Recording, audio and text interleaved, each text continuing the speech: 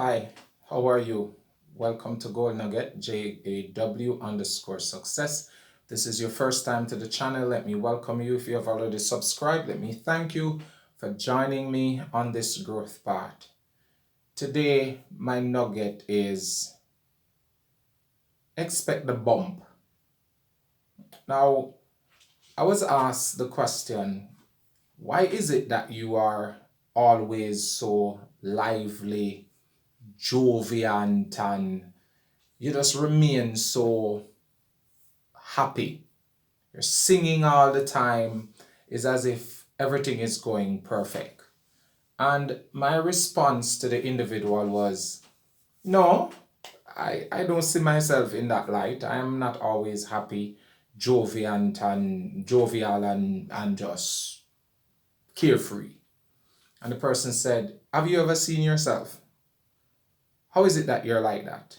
And to me, I was like, no, life is hard, but you can't put it on your head. If you carry around life on your head, it's going to make you miserable. So, as an individual, you just have to keep, your spirit up. And whatever means you use to do that, you have to keep pushing forward to keep your spirit up. And then the individual basically said, I wish I was like you. And for a minute, I was like, what do you mean you wish you're like me? I wish I was happy like you all the time.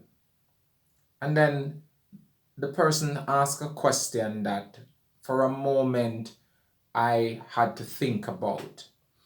And the question was, what do you do when your life hits rock bottom and you don't know what to do? And my response to the question was, I revisit my plan. And of course, the individual looked at me like, what do you mean? I said, I revisit my plan. And the reason I revisit my plan, it's because something in it is not working, right? Situations may have changed and my plan needs adjusting. Many times we're not happy because the glorious plan that we made today for our lives, it's things around us has changed. And when those things change, the plan that we have need to be adjusted, or else we are going to find ourselves in a miserable state. And that was what I said to the person. I revisit my plan. And the individual asked me for, further clarity. What do you mean you visit your plan? I said, all right, let's use my real life example. All right. I have moved from one country to the other. And in the process of moving, the plan I had while I was in that other country had to be adjusted for this new country. Why? Because when you move from one country to the next, the qualification that you have may not carry across. Some things carry across, depends on the profession you have. And even if they do carry across, you may have to do some additional studying to pass their bar, to pass their medical board exam. You may have to do a lot of changes, and those changes sometimes take a lot of money, right? And oftentimes when you move to a new country, especially if you didn't move under a sponsor that have money, or you didn't move to that country in a position similar to where you were coming from, oftentimes you will have to start at the bottom. And starting at the bottom for many individuals is not easy. And that is where I had to say, okay, fine, I did not have one of those qualifications that you would say carry from one country to another.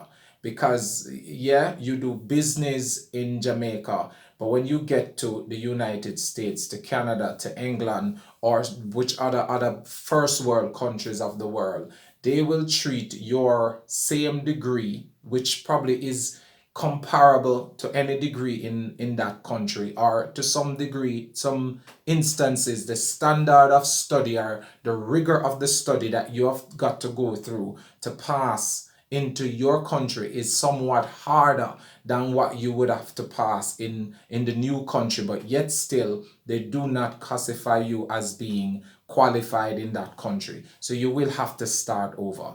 So using that example, I now said I would have to start over. And so my plan, I had to have a plan.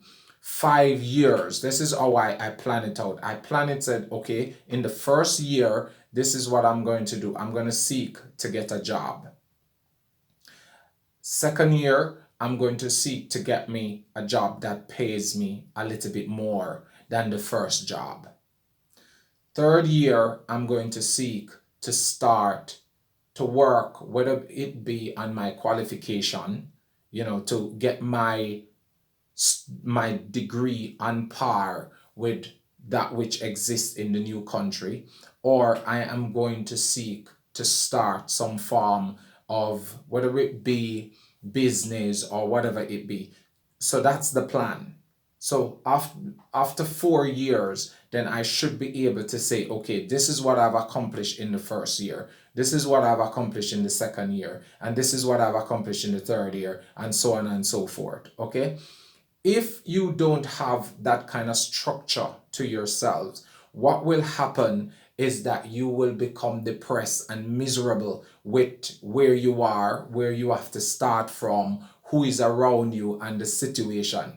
A lot of times as well, when situation change, we ourselves have to learn how to adjust the plan. Because yes, I might have, in the first year, I'm going to get a job. Okay, what happened if I don't get a job?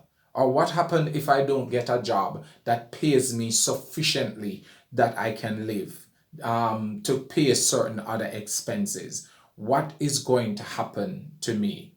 Right? So the challenge is, I'm going to have to expect the bumps. What bump am I talking about? Those unforeseen things that I never planned for. Sometimes we leave our country and we say it's going to be better for us in the next country, but it doesn't automatically become better because of the initial start that we have to basically put ourselves through. So sometimes some individuals, when you leave one country and go to another country, you do not automatically become a citizen. You're going to have to pay for your residence permit until you become a citizen, and that takes a whole heap of money. So how do you work out, for example, living in a country where situation starts changing because of a war in Ukraine and all of those kind of stuff? You have to adjust yourself. Okay, so in adjusting yourself, you have got to go back to your plan and say, okay, this is not working. What do I need to change and adjust in order for it to work?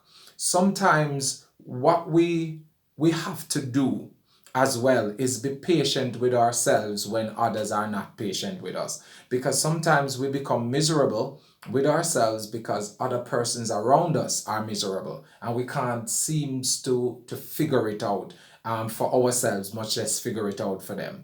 But when the plan is not working, we revisit it and change in that plan what needs to change. So for example, you may say, okay, fine, I need, in the first year, I'm going to get a job. But because the situations change, it might not just be a job now, it might be jobs.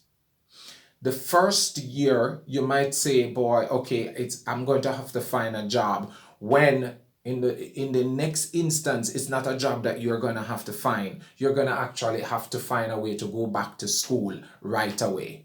Right? You're going to have to learn to take some courses. So whatever it is, it's the revisiting of the plan that you have that will impact your mindset, impact where you're going. And above all, as I said a while ago, you have got to learn to be patient with yourself. Sometimes we're not patient with ourselves. We want it right away, and we feel that it should be happening for us right away. It shouldn't be like this. No.